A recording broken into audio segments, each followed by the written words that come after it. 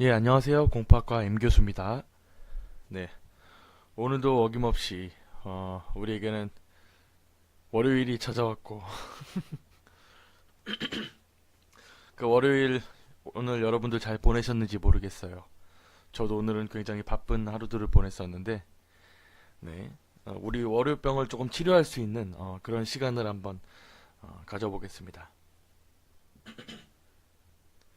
오늘은 태근님께서 1등을 하셨네요.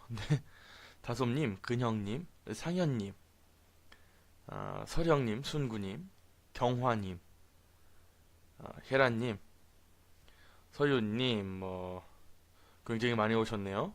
네, 주연님도 오셨고. 아무튼 굉장히 반갑습니다. 지아님도 오셨네요. 정우님도 오셨네. 정우님은 진짜 오랜만에 오신 것 같다. 노래는 몽환의 숲이었습니다. 제가 개인적으로 중학교 때 제일 좋아했던 노래죠. 어떻게 이 힙합, 랩을 어떻게 피아노 반주로다가 할 수 있는지, 진짜. 그때 당시에는 정말 센세이셔널했던, 네, 그런 곡이에요. 정우님은 실직하셔서 백수가 되셨다고. 아이고. 네, 송이님 반갑습니다. 희정님 반갑습니다. 개강이라고 현실을 알려주지 마세요. 여러분 이제 곧 개강이 시작되고, 어, 개강 파티 한답시고, 신복편전, 신입생, 복학생, 그리고 편입생, 그리고 전입생 해가지고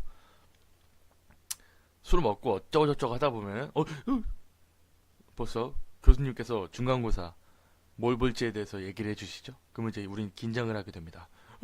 중간고사 뭐 내지? 그러면서 선배들한테 선배님 이거 뭐 나와요? 나오기는 개뿔. 시험 볼 때 이제 다들 멘붕 돼가지고 네, 커닝 페이퍼를 쓰겠죠. 저는 커닝 1학년 때는 참 그 커닝 페이퍼 많이 썼었어요. 와 도저히 막 괜히 이상한 교양 수업을 들어가지고. 근데 그거 아세요? 그 커닝 페이퍼 쓰면은 실제로 진짜 사용도 못해요. 네. 왜냐면은 그거 쓰는 동안 외워지거든요. 그래서 실제로 안 사용했던 것 같습니다. 예, 성우님, 처음 뵙겠습니다. 반갑습니다, 성우님. 그래요? 성우님은 한번 뵀던 것 같은데. 아무튼, 네. 반갑습니다. 그쵸, 이제 곧 있으면 이제 벚꽃놀이도 시작을 하겠죠? 네, 여러분들의 그 심장에 정확하게 그 말뚝만한 대못을 박을 수 있는 그런 벚꽃놀이가 곧 시작이 될 겁니다. 물론 아직까지는 많이 춥지만 네, 어쨌든 그렇습니다. 오늘 이야기들은요. 뭐가 나올 거냐면은 오늘 첫 번째 이야기는 꿈 속에서 우리가 물론 꿈을 안 꾸시는 분들도 굉장히 많아요. 네, 많긴 한데 그래도 이따금씩 어쩐 날에는 분명히 꿈을 꾸게 되죠. 사람이라면은 꿈을 반드시 꾸게 되어 있습니다. 그리고 이 꿈에 대해서 동서양을 막론하고 굉장히 공포스러운 순간들은 항상 꿈에 연결이 되죠. 예를 들면은 프레디, 네, 나이트메어라는 영화에서 꿈을 소재로다가 네, 프레디라는 악마를 연결지은 게 굉장히 유명했었고요. 그리고 우리나라 같은 경우 동양도 마찬가지겠지만 꼭 꿈에서 뭔가를 했을 때 그게 현실로 이어진다. 예를 들면은 돼지 꿈을 꾸면은 복권을 꼭 사야 된다. 태몽을 꾼다던가 혹은 죽은 이를 꿈속에서 만났다. 이런 이야기들이 있는데 그 이야기에 관한 네, 아주 재밌는 실화를 가져와 봤습니다. 그리고 두 번째 이야기는 안전요원. 공포학과에 계시는 분들 중에 공포학도 분들 중에 안전요원으로 근무하시는 분들이 혹은 근무하셨던 분들이 생각보다 많더라고요. 네, 그래서 가져와 봤고요. 그리고 이상한 소리, 케이블 해체까지 일단은 본편으로 가지고 왔습니다. 왜 알람이 안 울렸지? 알람이 안 울렸어요? 이게 저는 이제 사실 페이스북 어플로 지금 그 채팅을 보고 있지 않아요. 그래서 여러분들이랑 조금 다르긴 할 텐데 그 우측 상단에 보면은 그 라이브 방송 알림이라는 버튼이 있대요. 그거를 누르시면은 제가 언제 어디서 방송을 하든 네, 여러분들한테 바로 알림이 갈 것이라고 네, 그러더군요.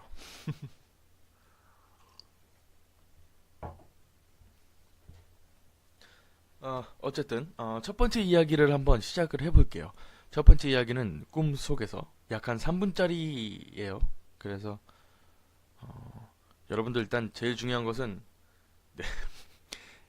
상상한다는 게 상상하는 것이 제일 중요하다는 거. 네. 가승님께서 이거는 친구 태그 못 하나요? 할 수 있지 않나요? 저도 정확하게 잘 모르겠습니다. 보는 입장이 되어본 적이 단 한 번도 없어가지고. 네. 어쨌든 첫 번째 이야기 지금 바로 가보겠습니다. 꿈속에서 갑니다.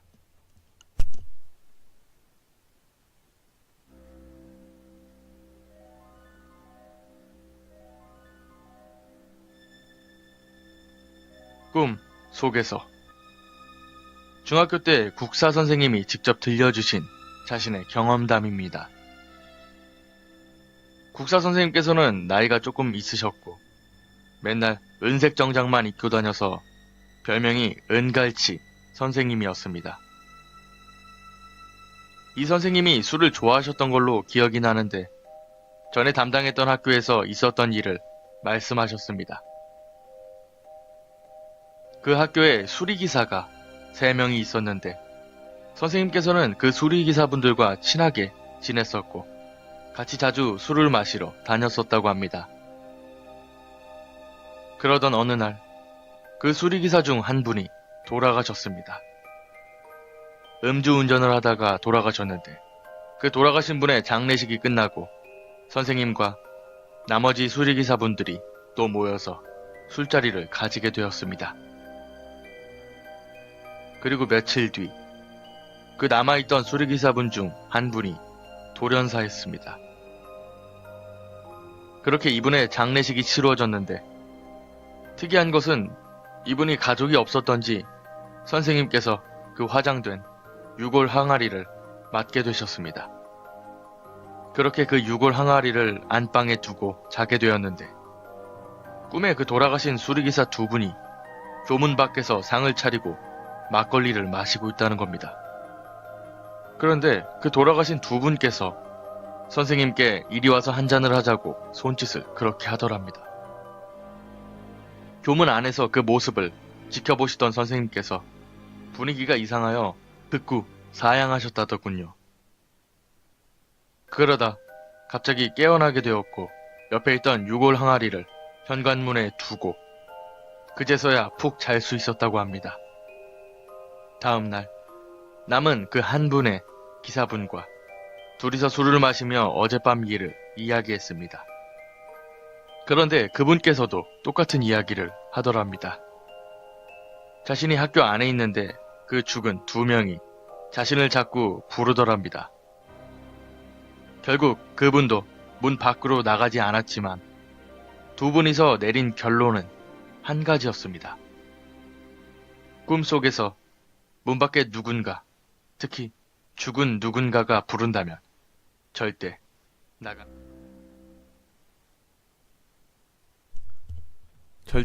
나가면 안 된다는 거. 절대 따라가서도 안 된다는 겁니다. 예전에 그런 일들이 토요 미스테리나 그 이야기 속으로 해서 굉장히 많이 다뤄졌었는데 꿈속에서 꼭 그 누군가 죽은 자가 있는데 그 사람을 쫓아가서는 항상 그렇죠. 일단 날 따라와. 나랑 같이 가자. 나랑 같이 가자.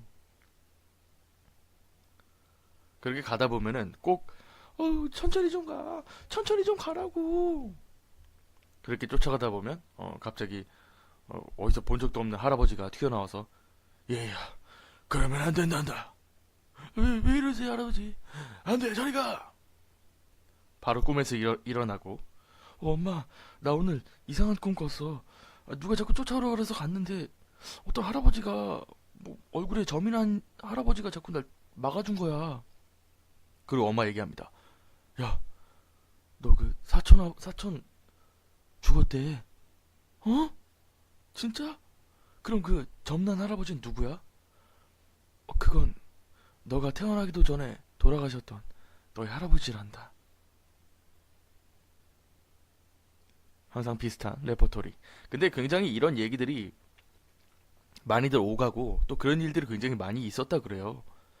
근데 사실 우리가 확인할 수는 없잖아요. 그쵸? 꿈에서 쫓아갔는데 어, 죽었어. 근데 꿈에서 쫓아와서 죽었는지 안 죽었는지 우리가 알 수는 없죠. 근데 그런 꿈들을 꾸면 이제 데리러 온다, 데리러 왔다 라고 해석하는 경우가, 그러니까 해몽하는 경우가 진짜 많다는 거죠. 테이님, 네, 늦게 오셨네요. 그래도 하나밖에 얘기 안 했습니다. 녹음을 끊고 라이브로 들려주시네. 녹음이 여기까지밖에 안 됐더라고요. 그래서 순간 당황했지만, 네, 이 순발력을 탁 발휘해가지고 바로 그냥 나가지 않았다. 어쨌든 그렇습니다. 어,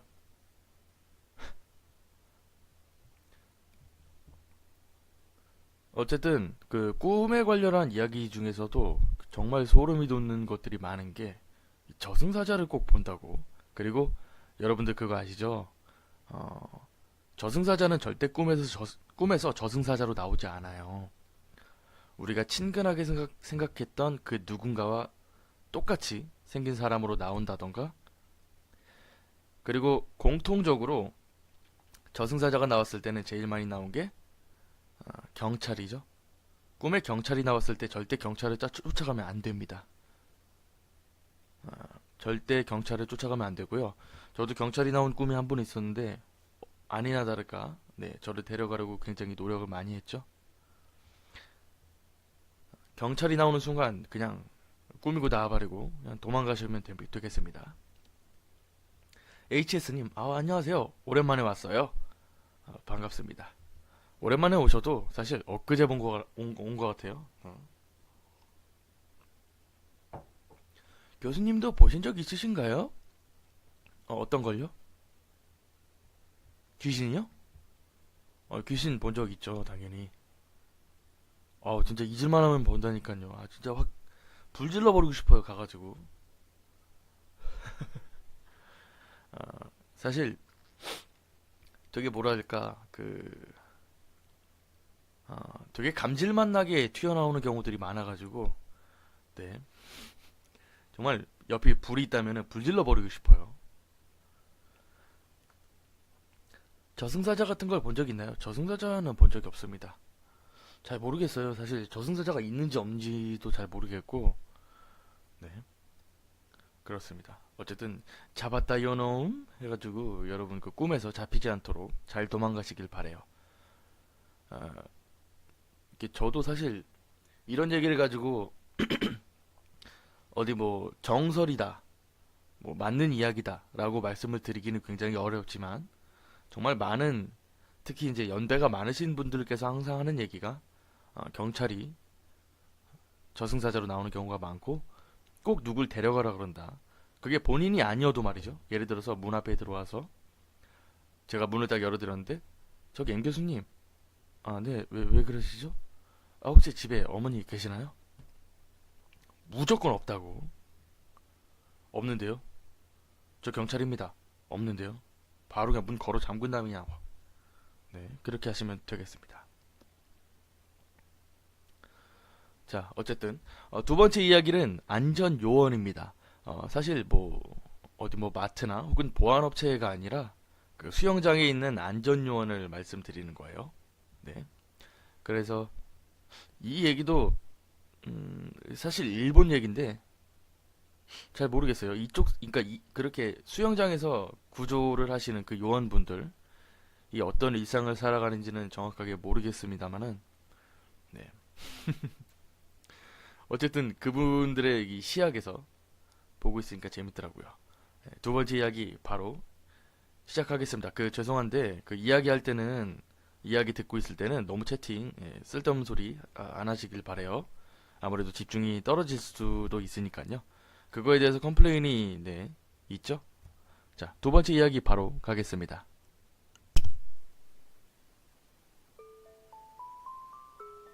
안전 요원. 작년 내가 시립 수영장에서 안전요원 아르바이트를 했을 때 이야기다. 그 수영장은 50분간 수영을 하고 10분간 휴식을 하게 되는 그런 스케줄로 돌아갔다. 휴식 시간 때는 혹시나 누가 물속에 잠겨 있는지 확인하는 것이 안전요원이 해야 되는 일 중에 하나였다. 어느 날, 휴식 시간 때 나는 분명히 보았다. 수영장 한가운데 어떤 사내 아이가 엎드린 채 가라앉아 있는 것을. 검은 수영복과 수영모자로 초등학교 3학년쯤 되어 보였다. 잠수 중이라 호루라기 소리는 못 들은 걸까 싶기도 했다. 하지만 그 아이는 아무리 시간이 지나도 물속에서 흔들리고만 있을 뿐 움직이질 않았다.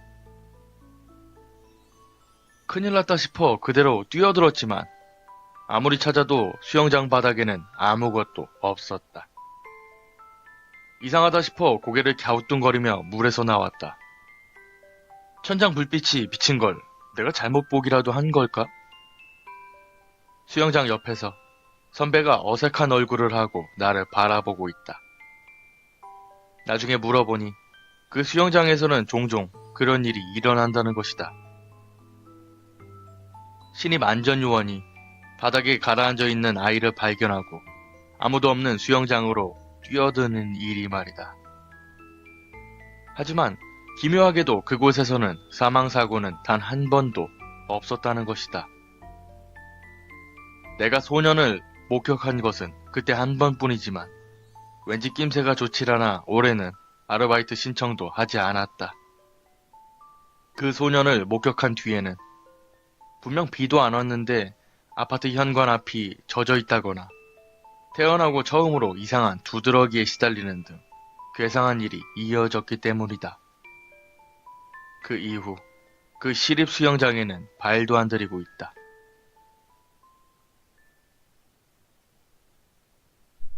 네, 두 번째 이야기 안전요원 듣고 오셨습니다. 어나님, 네, 반갑습니다. 어나님? 뵌 적이 없는 것 같은데. 아무튼. 근데 이게 태그가 안 되는 것 같아요. 그죠? 태그를, 보통은 이제 골뱅이하고 이름을 쓰면은 태그가 되는데. 잘 모르겠습니다. 우리 프로 페북러들, 네, 도와주시길 바래요. 여러분들 오늘 집중해 주셔야 돼요. 왜냐면은 오늘 공을 좀 많이 들였어요. 방송에 굉장히 공을 많이 들였습니다. 네, 여러분들을 위해서 솔직히 뻥이고 여러분 좀 놀래키고 싶어가지고 뭔가 좀 이게 아무래도 저희는 지금 이제 보는 게 아니라 듣는 입장들이잖아요. 그래서 듣는 사람들한테 어떻게 하면 아찔하게 할 수 있을까라는 좀 고민을 많이 했습니다. 주소희님, 안녕하세요, 율. 오늘 처음 봤어요, 율. 반갑습니다. 고맙습니다. 굉장히 말씀을 재밌게 하시네요. 는 내가 한 거죠. 배창님께서 너무 무서워요. 종우님께서 드디어 푸사를 바꾸셨네요, 진짜. 전에 거보다 훨 괜찮은 것 같아요. 혜미님 안녕하세요. 반갑습니다. 목표가 너무 소소한 거 아닙니까? 과연 그럴까요? 여러분 오늘 정말 역사의 길이 남을 무언가가 여러분들께 준비되어 있습니다. 그것은 공포학과에 있는 어떤 한 운영진의 정말 이불킥을 할 만한 그런 행동들이고요. 그거를 보시면 난리 날 겁니다. 저도 친구에게 초대를 보내요. 수락하면 들어와줘요. 친구에게 초대를 보낸다고요? 초대를 할 수 있어요? 주연님은 배터리가 없으시고 어쨌든 뭐 경험담인가요? 이불킥? 진짜 얼마나 창피하든지 이제는 말할 수 있다. 정말 창피해가지고 제가 전화했습니다. 야 저기야 W 교수한테 야 나 방송 못할 것 같은데 왜 그래? 야 어제 왜냐면 W 교수도 같이 먹었기 때문에 기억이 없어요. 그래서 왜 그러는데 무슨 일이야? 속 너무 쓰리다. 야 저기 내가 우리 지금 방송 있는 거 봤어? 아직 못 봤는데? 뭐 들어볼까? 듣지 말고 우리 좀 대책을 강구해보자. 왜 그러는데? 아, 사실 내가 어제 그냥 그 술 먹고 방송했는데, 야, 진짜 가관이야, 가관. 그렇게 하다가,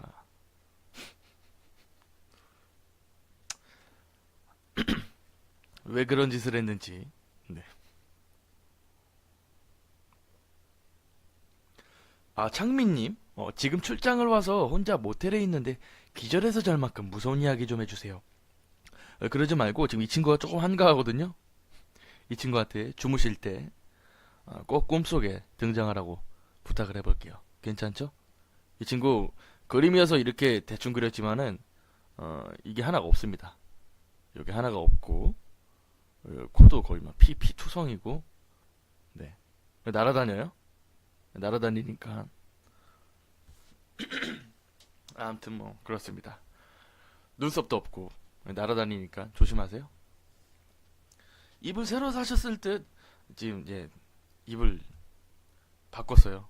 너무 얇아가지고 저 밤 되면 그냥 추워 죽겠습니다 그냥. 네. 자, 아무튼 그렇습니다. 다음 이야기는 이상한 소리라는 제목이고요. 여기 여기도 그 효과음이 조금 들어가 있어요. 근데 효과음 많이 쓴 부분들이 있긴 있는데 그거는 제가 미리 설명 안 해드릴 거예요.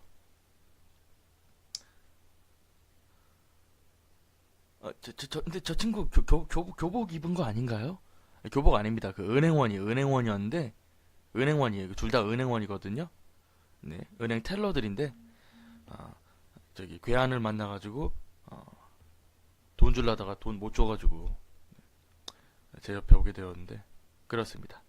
그 뒤에 앉아 계시는 팀장님, 네, 팀장님 여기, 딱 팀장님이죠? 여기 김미영 팀장님. 어쨌든 그렇습니다. M 교수님 이불을 모금하신다고. 네, 괜찮습니다. 네. 마음이 더 찢어질 것 같아요. 네. 어쨌든 자, 우리 세 번째 이야기. 아니 무서워야 돼, 그죠? 세 번째 이야기는 제목이 이상한 소리. 이것 이것도 해석의 여지가 굉장히 많아요. 그래서 여러분들과 이 마지막에 나오는 도대체 그 친구의 이상한 행동이 왜 그렇게 됐을까에 대해서 이야기를 좀 해볼 수 있는 그런 이야기입니다. 네. 자, 바로 가보겠습니다. 세 번째 이야기, 이상한 소리. 갑니다.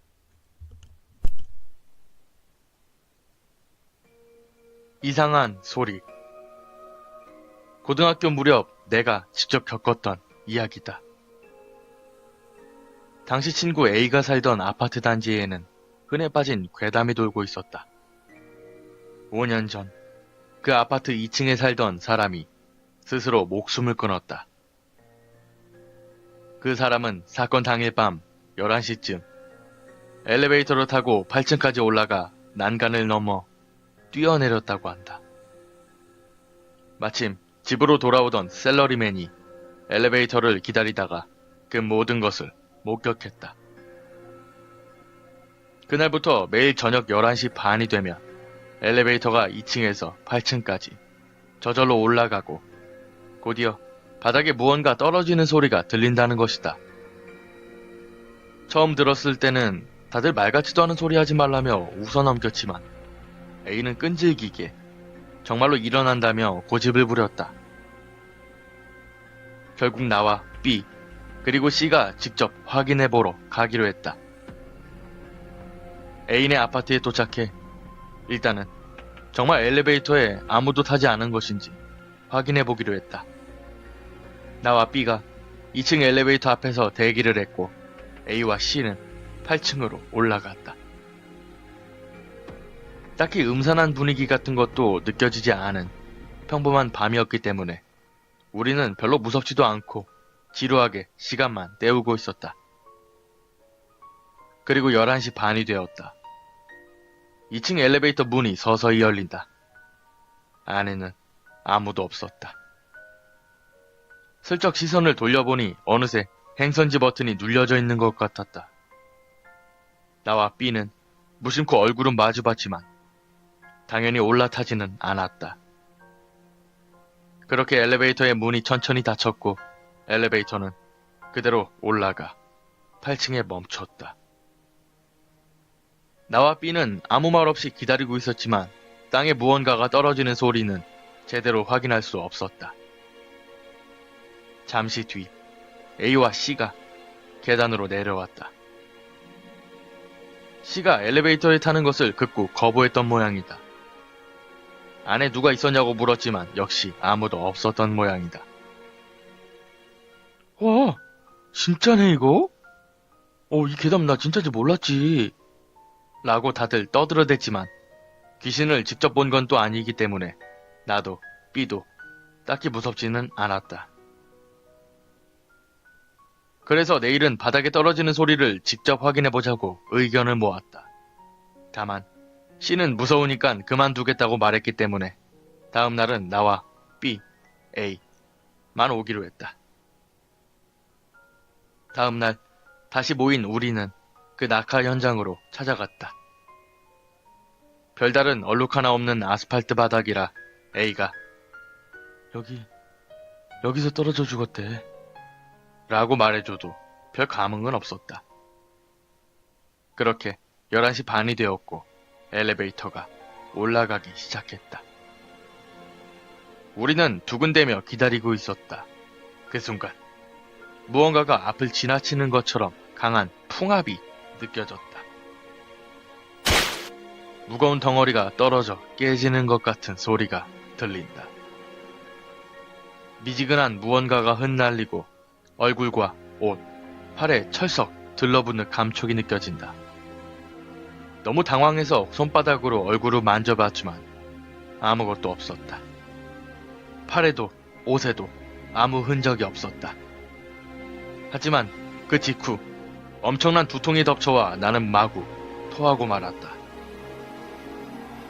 몇 번씩이나 토를 하고 겨우 정신을 차릴 무렵 곁을 보니 A와 B도 나처럼 토하다가 지쳐 쓰러져 있었다. 결국 그날은 A네 집에서 하룻밤을 실내하고 다음 날에야 집에 돌아왔다. 하지만 우리 셋 모두 심각한 몸살 때문에 사흘을 내리 학교를 쉬어야만 했다. 그 후 A에게 들은 이야기지만 그날 이후 이상한 현상은 모두 사라졌다고 한다. 나는 다시 확인하러 갈 용기도 없었고 그저 전해 들었을 뿐이지만 나, A, 그리고 B는 아직도 건강하다. 당시에는 저주를 받은 것이 아닌지 정말 겁에 질렸지만 꽤 시간이 흐른 지금도 멀쩡하니 아마 괜찮은 게 아닐까 싶다. 하지만 C는 우리가 건강을 되찾은 후에도 겁에 질린 듯한 얼굴로 우리를 피했다. 이유는 알 수 없었지만 겁쟁이였던 C가 우리 이야기를 전해 듣고 무서워서 그랬던 것이라고 믿으려고 한다.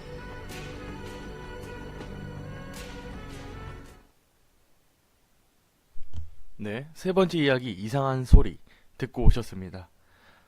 중간에 좀 이상한 소리도 났죠? 네, 여러분들 집중하시라고 주무시지 마시라고 하나를 좀 넣어봤습니다. 자, 마지막에 여기 총 이제 나랑 A, B, C가 맨 처음에 갔는데 C가 너무 무서워서 도망을 가버렸죠. 근데 그리고 나서 나와 A, B가 철푸덕 소리를 들었고 거기서 튀어나오는 무언가를 맞았음에도 불구하고 확인을 했을 때는 아무것도 없었다 라고 이야기를 합니다. 근데 이상하게 분명 셋이 다 건강함에도 불구하고 또 C가 그 세 명을 피한다는 거죠. 그래서 여기서 좀 유추할 수 있는 게 C의 눈에는 뭔가가 보이는 게 아닐까라는 생각을 해봅니다.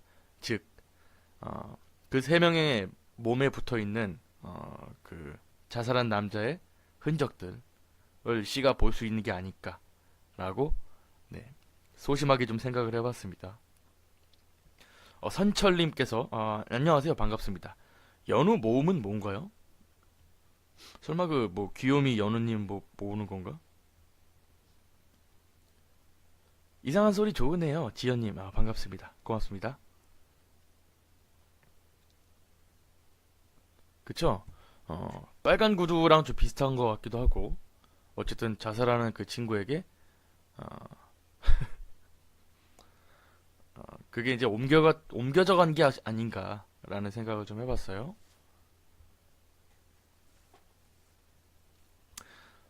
그리고 그 사실 소리 하면은 굉장히 무섭잖아요. 그쵸? 뭐 뭐라 해야 될까? 그 공포 영화를 봤을 때는 항상 음향이 정말 무섭거든요. 그리고 사람의 공포심을 조성하는 데 있어서 음향만큼 또 중요한 게 없고요. 그래서 이상한 소리, 철푸덕, 커처적 소리에 대해서는 저는 사실 굉장히 안 좋은 기억들이 있는데, 그러니까 무서운 기억이죠. 정확히 얘기를 하자면. 여러분들은 어떤 소리를 들을 때 제일 무서워하시는지, 네, 궁금합니다. 저 같은 경우는 그 스티로폼 있잖아요. 스티로폼 막 찌글찌글찌글 할 때, 끽끽 하고, 칠판 소리 막 손톱으로 막, 끼익 막 그어버리고, 이런 소리 진짜 무서워하거든요, 저는. 그리고 그 휴가 나갔을 때 부대에서 전화 오는 소리가 그렇게 싫었습니다. 주원의 꺽꺽꺽꺽꺽 소리 무서워요. 음향 게임에서 들어본 듯한 느낌적인 느낌이에요. 맞아, 칠판 무서워요. 아침 알람 소리도 굉장히 무섭죠. 스티로폼 뼈 꺾이는 소리 막 꾸둑꾸둑꾸둑꾸둑꾸둑. 저는 공포 영화 중에 제일 무서웠던 게 제일 무서웠던 귀신이 누구였냐면은 기담 기담의 엄마 귀신. 처음에 봤을 때는 정말 센세이션을 했어요. 정말 도대체 저 여자가 왜 저렇게 이야기를 하고 있을까? 라는 그 의문이 들 것도 아주 잠시 하면서 네 귀신이 나오죠. 그래서 여러분들 잠시 우리가 어, 이야기를 꼭 듣는 것보다도 한번 보는 것도 괜찮을 것 같아서 영상을 한번 가져와 봤습니다.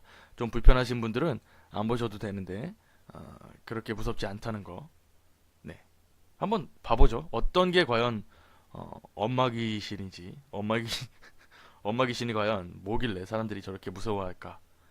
네, 한번 봐보는 것도 재밌을 것 같아요.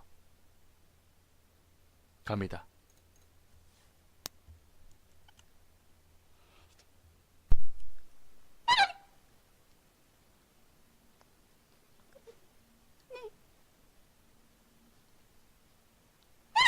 곰팡이 매거진, 곰팡이 매거진, 이호.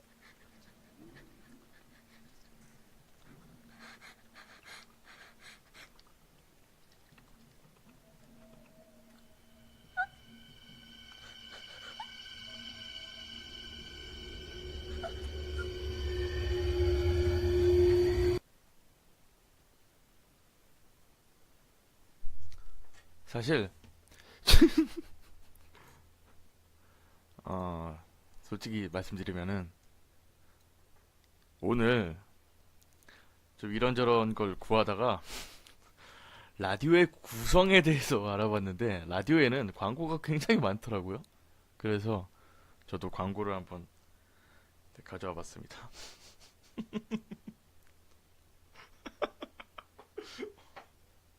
어떻습니까, 여러분? 네, 여러분 속았어요. 나를 속이다니 우리를 속였어.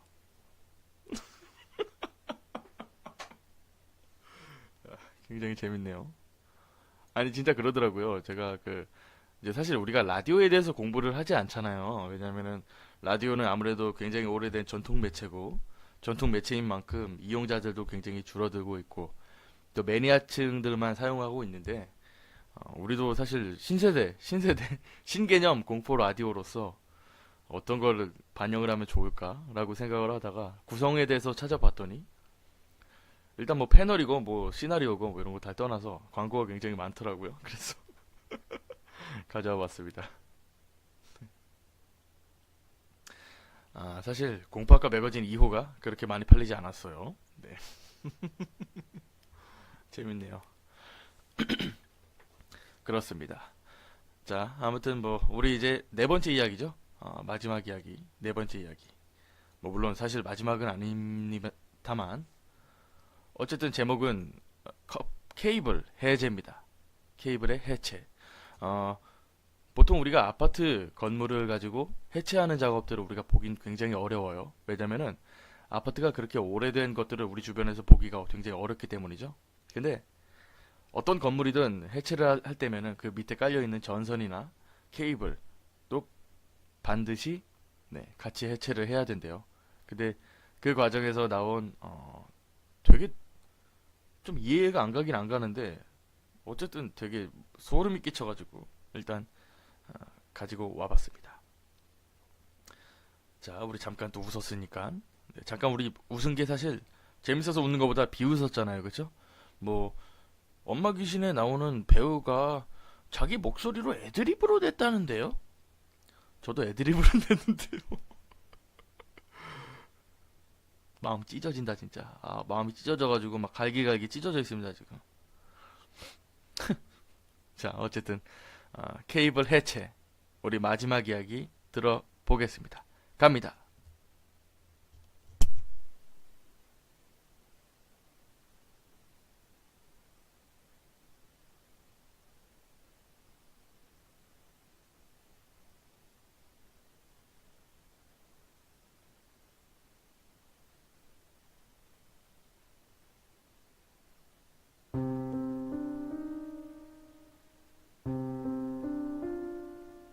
케이블 해체.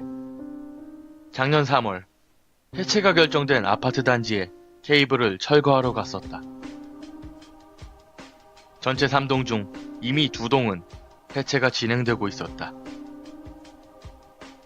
현장에 도착한 것은 4시 반 무렵으로 이미 주변은 어스름에 잠겨 있었다.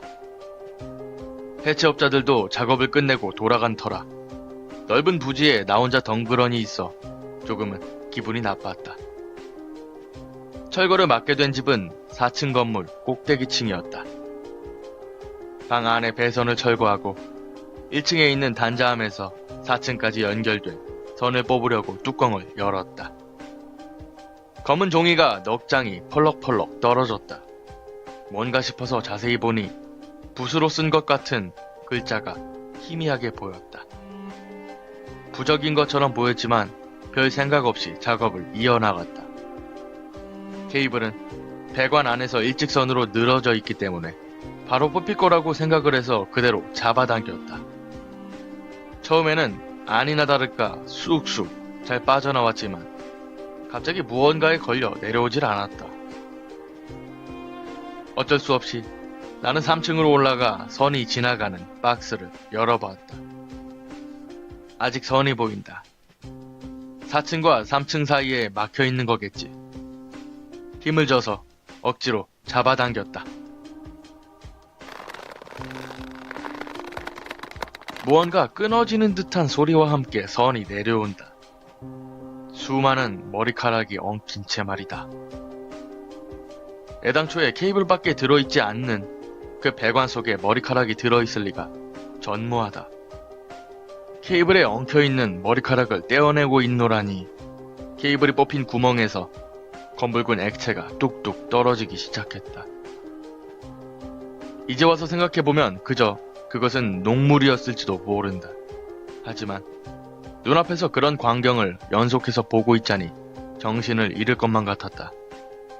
나는 선을 잡고 1층으로 미친 듯이 내려왔다. 잡고 오는 사이에도 뿌득뿌득하고 엉킨 머리카락들이 계속 뜯겨나왔다. 문득 뒤로 돌아보니 위층에서 인기척이 느껴졌다.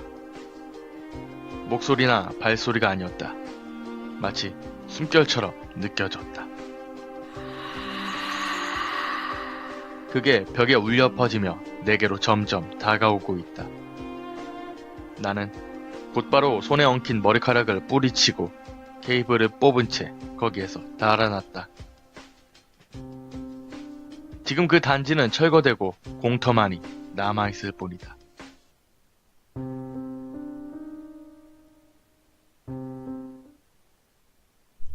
자, 마지막 이야기, 케이블 해체 듣고 오셨습니다.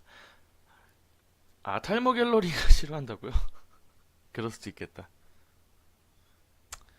근데 좀 이해가 안 가긴 안 가요. 왜냐면은 케이블이라고 하면은 결국에는 어떻게 피복에 쌓여져 있는 뭐 그런 걸 말씀하신 것 같은데 그게 머리카락이 있다 그러니까 어떻게 생겼는지가 굉장히 궁금하고 잡아당겼다고 얘기하시는 거 보니까 되게 굵은 케이블이 굉장히 모여있는 그런 선인 것 같아요. 근데 문제는 상상해 보십시오. 케이블을 끊어서 그 밑에 그 안에 있는 케이블을 건드려서 뽑아냈는데 예 갑자기 이제 머리털이 있다 그러면 굉장히 좀 아찔하겠죠. 왜 이렇게 끊겨 흑흑. 여러분 그 진짜 죄송한데 죄송해요. 정말로 죄송한데 지금 너무 끊기고 페이스북에 있는 영상도 제대로 못 보고 지금 엄청나게 불만들이 폭주하고 있습니다. 저도 저 스스로도 되게 죄송스럽고 그런데 조금 바꿔야 될 것 같아요. 우리가 좀 얘기를 좀 해봐야 될 것 같아요. 네. 교수님 효과음 어떻게 넣으신 건가요? 짱입니다. 예, 제가 다 편집해서 가져옵니다. 덕지덕지 엉킨 머리카락. 누가 벽에 시체를 묻었는데 거기에 엉킨 거 아닌가요? 그것도 좀 그렇다. 그것도 좀 그래요, 진짜. 네, 수빈님 안녕히 주무세요. 아니 콘크리트를 굳이 파서 거기에 머리카락이랑 피를 넣고 다시 콘크리트를 덮다니. 어, 어떻게 그럴 수도 있겠다, 그쵸? 아프리카 파일럿에서 이런 적 없었는데요?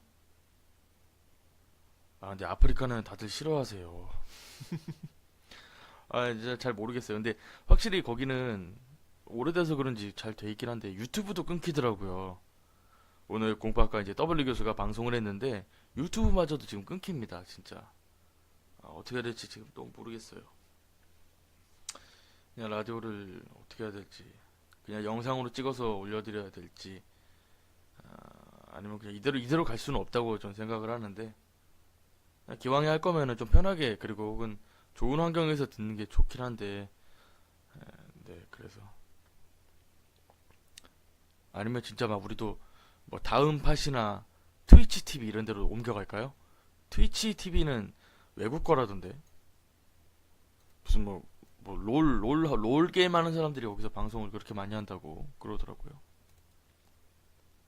그러니까 아프리카가 좋긴 한데 워낙 평판이 안 좋다고. 그렇죠? 평판이 되게 안 좋은 것 같아요. 이번에 이제 되게 안 좋은 일도 있고 해서 어떻게 될지 모르겠습니다. 아니 뭐 보니까 트위치 TV 다음 팟 그리고 네이버 TV 캐스트 그리고 아프리카 유튜브 페이스북 뭐 이렇게 있는데 페이스북은 너무 어려워서 여기서 해요. 뭐 여러분 원하시는 대로 해볼게요. 자 어쨌든 우리 첫 번째 앵콜이죠. 오늘은 앵콜을 두 개를 준비했습니다. 두 개를 준비를 했고 첫 번째 앵콜 같은 경우는 되게 뭐라 해야 될까 좀 도시괴담이에요. 도시괴담이고 도시전설. 근데 이걸 가지고 마지막에 조금 이상하긴 해요. 좀, 좀 이상하긴 한데 아무튼 페북은 끊기고 튕기는 게 너무 많아요. 페북이 접근성이 제일 좋죠. 왜냐면은 알림 뜨고 오고 그리고 막 뭐라 해야 될까 막 돈도 막 주고 막 이럴 필요도 없는 거잖아요. 완전히 그냥 뭐 제가 아까 같은 그 거지 같은 광고만 안 하면은 공짜니까. 네. 이용하는 데 있어서도 뭐 캥기는 것도 없고 그렇죠? 네, 어쨌든 뭐 도시괴담이 재미져요. 오 도시괴담.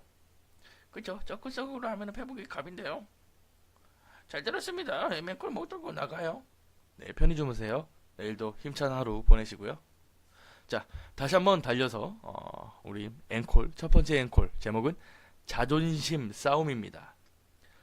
우리가 사실 이 정도의 자존심을 가지고 있어야 하나 라는 생각이 좀 들었는데 뭐 한번 들어보세요. 되게 뒤에가 깔끔하지 않은 그런 얘기예요. 어쨌든 재밌습니다. 한번 가보겠습니다.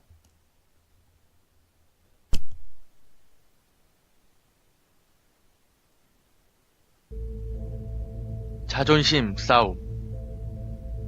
지금 일자리를 찾느라 서울과 천안 사이를 오가고 있다. 어제 호텔로 돌아가는 도중 택시 안에서 함께 다니는 친구놈이 왠지 모르게 무서운 이야기를 하기 시작했다. 분위기가 좀 으스스해질 무렵 택시기사 아저씨가 해준 이야기다. 택시기사 아저씨가 고등학생일 무렵에는 아직 양아치들이 패싸움을 벌이거나 하는 게 진짜 있었다고 한다. 아저씨가 다니던 학교에도 3학년 리더 비슷한 사람이 패기 넘치는 신입생과 한판 붙었다고 한다.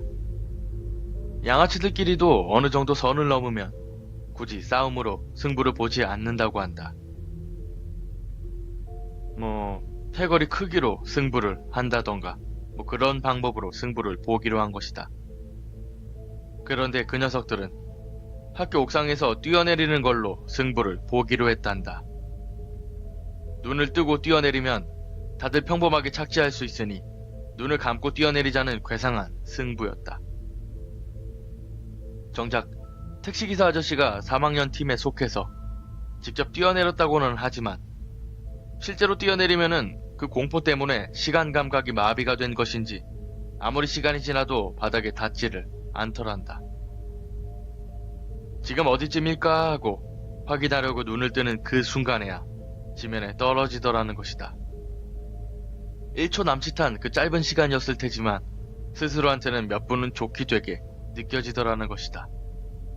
결국 다들 떨어지다가 눈을 떠버리는 바람에 승부는 양팀 리더에게 넘어갔다.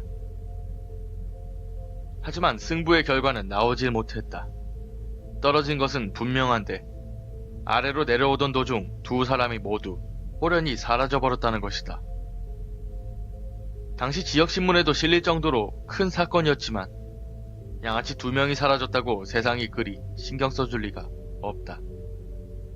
결국 두 사람은 모두 행방불명 처리되었다고 한다.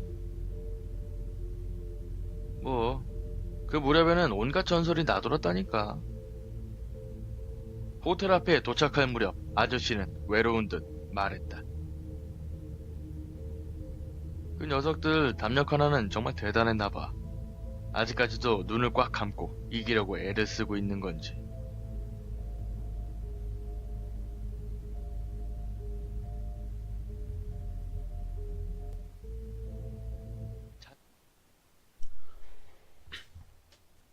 자, 조금 헷갈리시죠?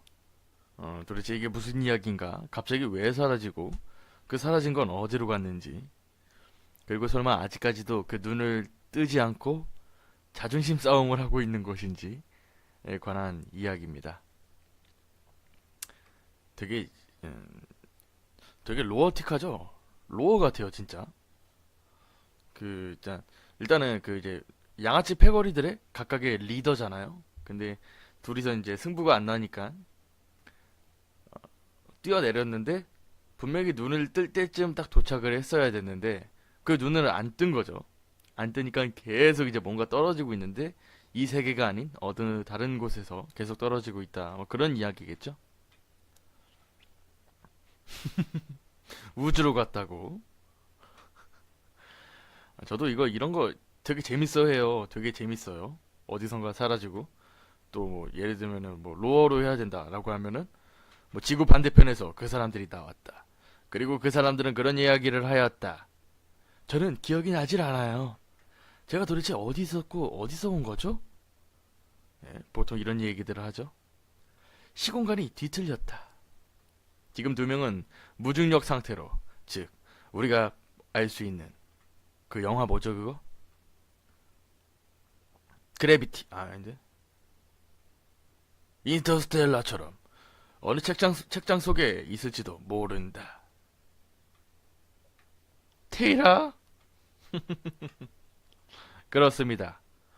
자, 어쨌든 나름 그냥 재밌는 것 같아요. 찝찝하지도 않고 그냥 뭔가 그럴듯하기도 하고 이게 그럴 리는 없는데 뭔가 그럴 수도 있나?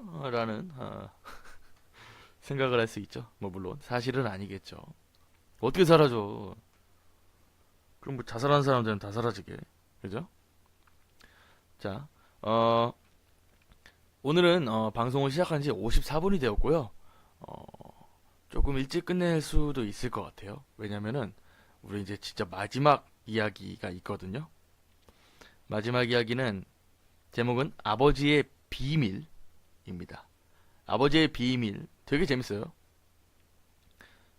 근데 뭐 이게 사실인지 아닌지 이것도 사실 좀 잘 모르겠는데 있을 법해요. 분명히 있을 법하고요.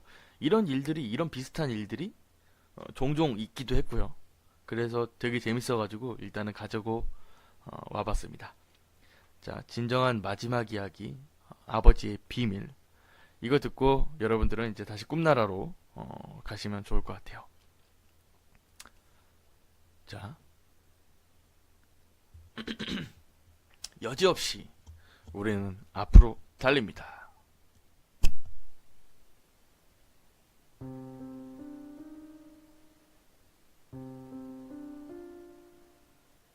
아버지의 비밀.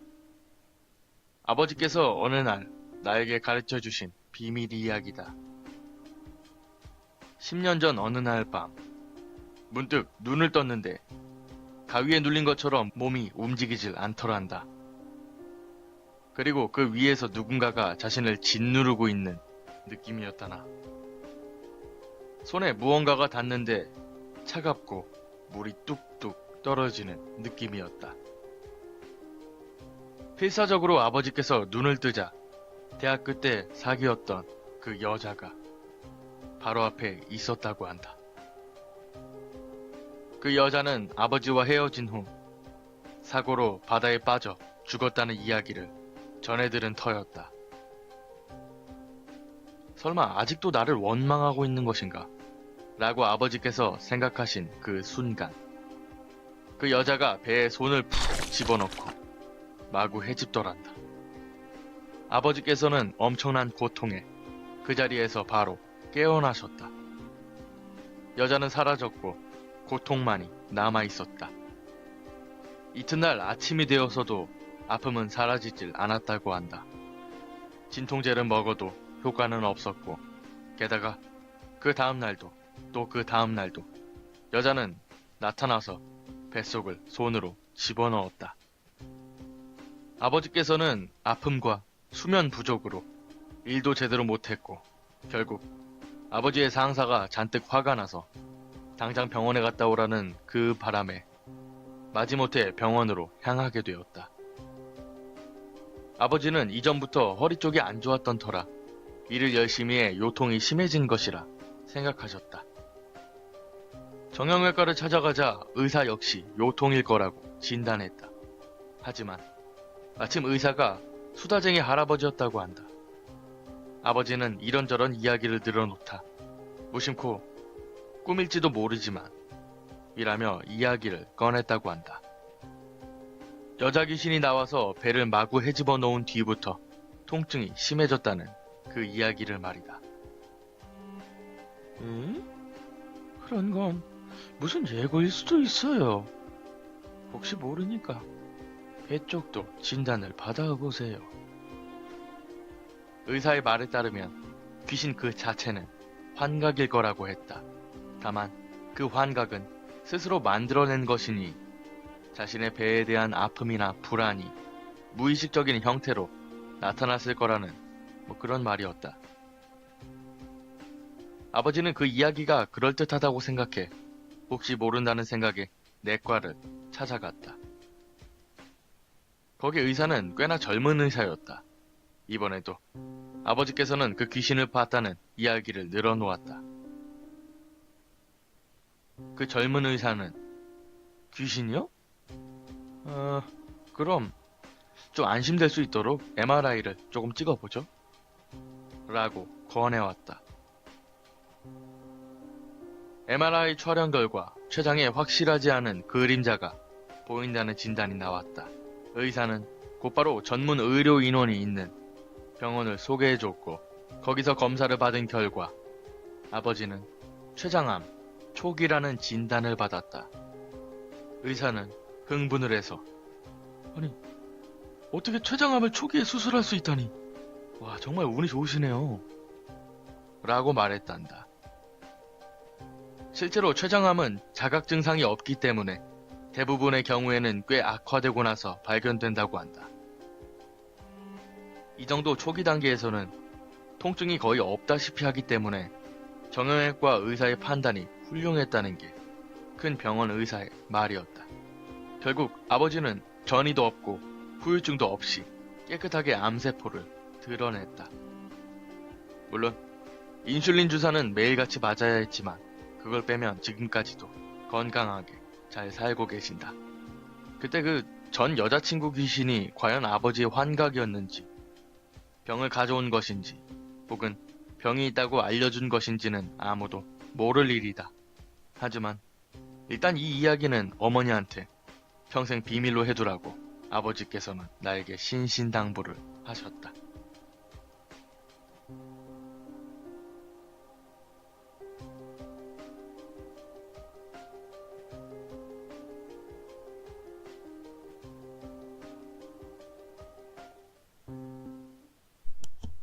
어때요? 아찔하죠? 굉장히 아찔하죠? 그러니까요, 이게 지금 세 가지인데, 뭐, 첫 번째가, 이게 세 가지 해석이 있어요. 첫 번째가, 뭐, 환각으로 얻어 걸린 것이다. 그리고 두 번째가 귀신이 병을 가져다 준 거다. 세 번째가 귀신이 알려준 것이다. 뭐 그런 거죠. 결론은 딱 한 가지입니다. 병보단 마누라가 더 무섭다. 네, 우리 재경님께서 또 일침을 가해 주셨네요. 그렇습니다. 췌장암 같은 경우는 치사율이 거의 한 100%라 보시면 돼요. 특히 2기, 3기 넘어갔을 때는 거의 끝이라고 보면 되고, 그쵸? 이제 스티브 잡스, 애플의 스티브 잡스를 사망으로 이어지게 했던 것도 췌장암이었죠. 뭐 채식주의하면서 어떻게든 뭐 오래 버텼지만, 네, 그쵸? 어쨌든 뭐 그렇습니다. 우리의 마지막 이야기는 아버지의 비밀. 우리도 만약 아버지께서 이런 비밀을 말한다면은, 네, 그거를 빌미로다가 용돈을 타내는 사람도 있을 거고, 묵과해주는 사람도 있겠죠. 아무튼 뭐 그렇습니다. 자, 사실 우리가 마지막 이야기를 준비를 했는데 오늘은 제가 사실 목 상태가 지금 되게 안 좋아요. 네, 목 상태가 굉장히 안 좋아가지고 지금도 말을 하는데 굉장히 좀 불편한 게 있습니다. 그래서 여러분들한테 좀 라이브로도 좀 들려드리고 하고 싶었는데 오늘은 조금 힘들 것 같아요. 낮아서 그런가? 네. 뭐야?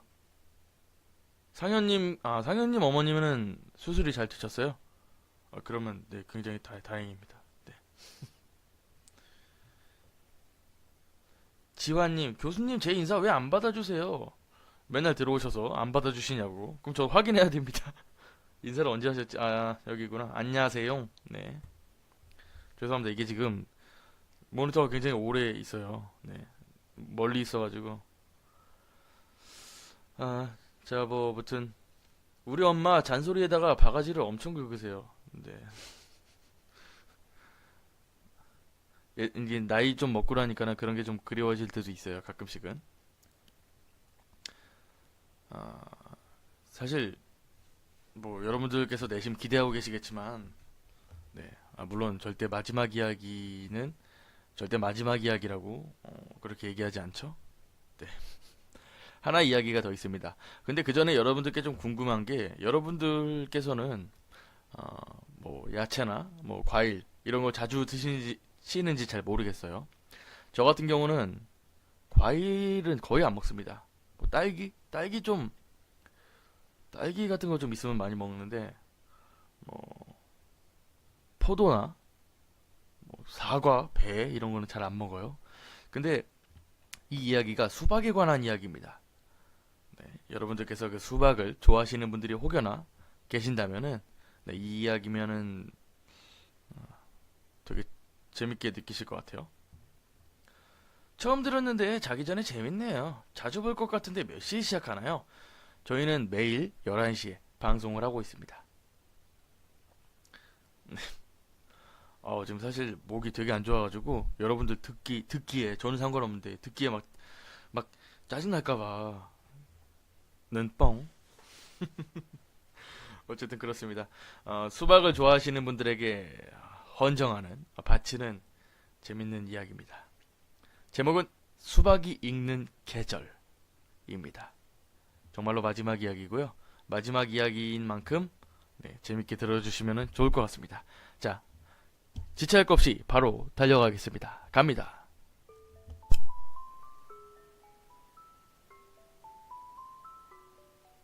수박이 익는 계절.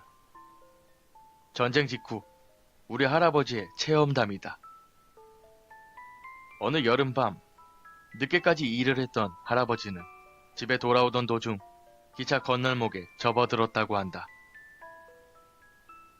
당시는 종전 직후기 때문에 대도시라도 가로등 하나 없이 거리는 깜깜했다. 게다가 할아버지께서는 근시였기 때문에 주변이 제대로 보이질 않더라는 것이다. 그렇게 할아버지께서 건널목을 막 넘어가려는데 발 아래에 툭 하고 둥근 것이 맞았다. 전쟁이 끝나고 나서 다들 힘들게 살 무렵이라 당시에는 다들 텃밭에서 야채를 길러 어떻게든 버텨나갔다고 한다. 마침 여름이었기 때문에 할아버지께서는 그게 영락 없이 수박일 것이라고 여겼다. 이 수박 집에 가지고 가면은 아이들이 좋아하겠지? 그렇게 생각해서 발 아래 수박을 주우려고 했다. 하지만 문득 건널목에 떨어져 있으면 필시 더러울 거라는 생각이 들어서 손을 걷어버렸다. 이걸 주워야 되나 말아야 되나 이거. 할아버지는 그렇게 한참을 고민하며 수박을 발로 대굴대굴 굴리면서 걸어갔다고 한다. 고민하는 사이에 100m가량을 걸어왔는데 그 사이 딱히 식욕도 없었기 때문에 수박은 도로변에 굴려놓고 집으로 돌아가셨다. 그리고 다음날 출근하려고 어제 그 건널목 근처를 지나가는데 사람들이 잔뜩 모여있더란다. 무슨 일 있나요? 할아버지는 아무 생각 없이 사람들에게 물었다. 어젯밤 건널목에서 누가 치여 죽었나봐요. 어떡해. 그런데 건널목에 목 없는 시체만 남아있지 뭐예요. 목만 저 멀리에서 발견됐다는 거예요. 할아버지는 순간 말을 잃어버리셨다. 어떡해. 목만 혼자 움직일 리는 없잖아요. 사고를 가장한 살인일까요? 생각만 해도 기분 나빠요. 할아버지는 얼굴이 새파랗게 질려 건널목을 지나왔다. 어젯밤 발로 차면서 왔던 것은 수박이 아니었다. 사람의 머리였다. 지독한 근시인 할아버지는 발밑에 물체마저도 판별하지 못했던 것이다. 속이 메스꺼워진 할아버지께서는 그 후 집으로 돌아오셔서 이틀 동안 알아 누웠다고 한다. 전쟁이랑 공습을 다 겪은 분치고는 꽤나 담이 약한 분이셨다. 머리가 혼자 돌아다니는 그 사건은 현장 검증 결과 사고로 처리되었지만 지역에서는 괴담처럼 나돌아다니는 이야기가 됐다고도 한다.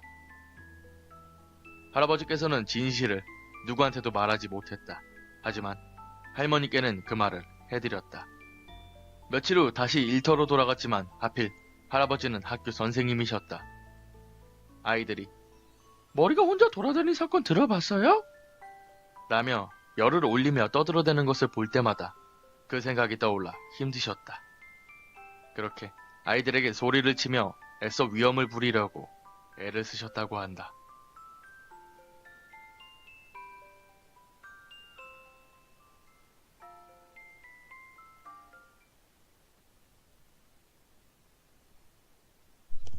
네, 마지막 앵콜 수박이 익는 계절 듣고 오셨습니다. 되게 제목만 보면은 수박이 익는 계절 하면은 뭔가 좀 운치 있고 뭔가 좀 로맨틱하고 그럴 거라고 생각했지만 그 수박은 그 수박이 아니라 사람의 머리였죠. 와, 그 상상을 하면 어떨까? 발로 차는데 막 피가 막 두두두 막 떨어질 거 아니에요, 그쵸? 눈도 나오고 막 혓바닥도 나오고. 근데 그거를 우리 애들 줘야지 하면서 발로 이렇게 대굴대굴 굴리시면서 가셨다는 할아버지. 뭐 역시나 여러분들께서 예측을 잘 하셨네요. 네, 머리라고. 어쨌든 그렇습니다. 되게 재밌죠? 오늘 이야기들도 나름 재밌는 거 꾸며왔습니다. 내일은 어떤 이야기를 해야 될지 되게 고민이 되는데, 여러분들이 좋아할 만한 이야기들을 좀 모아보고 싶은데, 생각보다 그게 쉽진 않네요. 근데 그걸 가져다 줬다면 어떻게, 야, 그걸 진짜 집까지 가져다 줬으면 진짜 가족들 어떻게 하죠? 정말 깐난쟁이 어린애면은, 와, 수박이다. 그래서 그 안에 그러니까 얼굴은 피가 별로 없겠죠. 근데 목 그 잘린 부분에 정말 수박처럼 생겼을 수도 있어요. 그래서 아빠 이거 씨야? 이거 씨 좀 발라줘. 당황하겠죠? 이거 막 저기 뭐야 워터멜론이라고 학교 선생님이니까 아들아 이게 워터멜론이란다. 너무 맛있다 하면서 막 우걱우걱 막 그냥 막 좋다고 막 후루룩 하면서 막 씨 막 툭툭툭 뱉고 그랬겠죠? 홍철님 지금 노래방 끝나시고 지금 들어오셨구나. 네, 끝이 났습니다. 그렇습니다. 배한슬님? 처음 들어보는데 잔잔히 목소리도 좋다. 한슬님 진짜 오랜만이다. 네, 굉장히 오랜만이에요. 네, 반갑습니다. 매일 11시 하니까 뭐 시간 있으시면 들러주십시오. 자, 어쨌든 오늘의 이야기는 오늘의 라디오 제45화 M교수의 공포 라디오는 지금으로부터 이제 끝을 내야 될 것 같습니다. 내일 좀 더 무서운 이야기 가져와 볼게요. 그리고 우리 태식님 같은 경우는 저희한테 매번 제보를 해주세요. 뭐 물론 본인 이야기가 아니더라도 뭐 이야기 정도 괜찮을 것 같은데요. 다들 한번 들어보고 싶어요. 라는 이야기들이 이제 보내주시는데 네. 여러분들도 혹시 괜찮은 내용들이 있다면 중복을 좀 피해서 괜찮은 내용이 있다면 네, 공파과 메시지로 말씀을 해주시면은 네, 제가 잘 한번 각색을 해서 녹음까지 한번 해보겠습니다.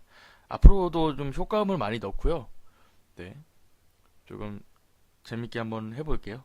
네, 여러분들 되게 좋아하시니까 저도 나름 좀 뿌듯하네요. 장작 45화에 걸쳐가지고 오늘 굉장히 좀 뿌듯한 하루였습니다. 끄앙 알아주셨죠? 그렇죠. 친구랑 간만에 치킨을 뜯고 오느라 늦었어요. 저한테는 M 교수님이 치킨마도 못한 사람이거든요. 죄송해요. 라고 저에게 굉장히 그 강한 심장 어택을 하셨네요. 오늘도 잘 들었어요. 제 방 들어야겠다. 내일 그냥 제 방을 싹 다 그냥 유튜브로 옮겨버릴까 생각 중입니다. 고생하셨습니다. 고생하셨습니다. 늘상 고생이 많네요. 오늘 하루도 수고하셨습니다.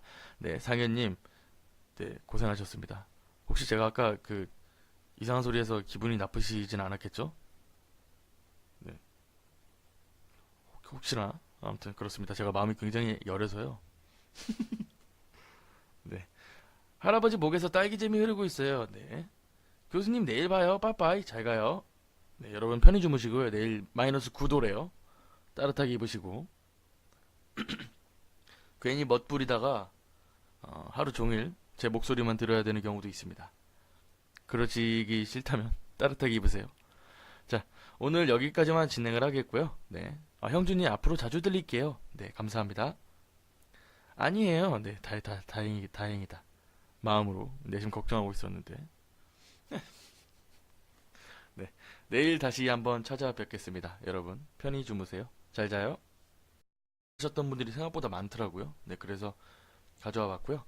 그리고 이상한 소리 케이블 해체까지 일단은 본편으로 가지고 왔습니다. 왜 알람이 안 울렸지? 알람이 안 울렸어요? 이게 저는 이제 사실 페이스북 어플로 지금 그 채팅을 보고 있지 않아요. 그래서 여러분들이랑 조금 다르긴 할 텐데 그 우측 상단에 보면은 그 라이브 방송 알림이라는 버튼이 있대요. 네, 그거를 누르시면은 제가 언제 어디서 방송을 하든 네, 여러분들한테 바로 알림이 갈 것이라고 네, 그러더군요.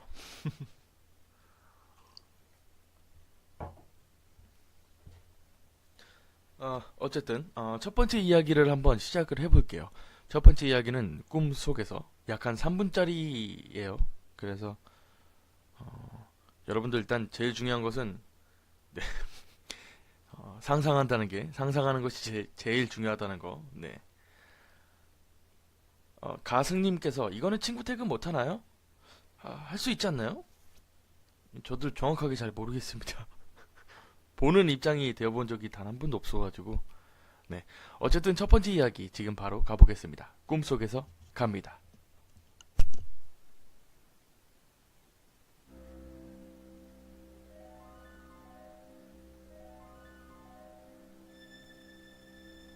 네, 송이님 반갑습니다. 희정님 반갑습니다. 개강이라고 현실을 알려주지 마세요. 여러분 이제 곧 개강이 시작되고, 어, 뭐 개강 파티 한답시고 뭐 신복편전, 신입생, 복학생, 그리고 편입생, 그리고 뭐 전입생 해가지고 술 먹고 어쩌고저쩌고 하다 보면 벌써 교수님께서 중간고사 뭘 볼지에 대해서 얘기를 해주시죠. 그러면 이제 우린 긴장을 하게 됩니다. 중간고사 뭐 내지? 그러면서 선배들한테 선배님 이거 뭐 나와요? 나오기는 개뿔. 시험 볼 때 이제 다들 멘붕 돼가지고 네, 커닝 페이퍼를 쓰겠죠. 저는 커닝 1학년 때는 참 그 커닝 페이퍼 많이 썼었어요. 와 도저히 막 괜히 이상한 교양 수업을 들어가지고. 근데 그거 아세요? 그 커닝 페이퍼 쓰면은 실제로 진짜 사용도 못해요. 네. 왜냐면은 그거 쓰는 동안 외워지거든요. 그래서 실제로는 안 사용했던 것 같습니다. 예, 성우님, 처음 뵙겠습니다. 반갑습니다, 성우님. 그래요? 성우님은 한번 뵀던 것 같은데. 아무튼, 네. 반갑습니다. 그쵸, 이제 곧 있으면 이제 벚꽃놀이도 시작을 하겠죠? 네, 여러분들의 그 심장에 정확하게 그 말뚝만한 대못을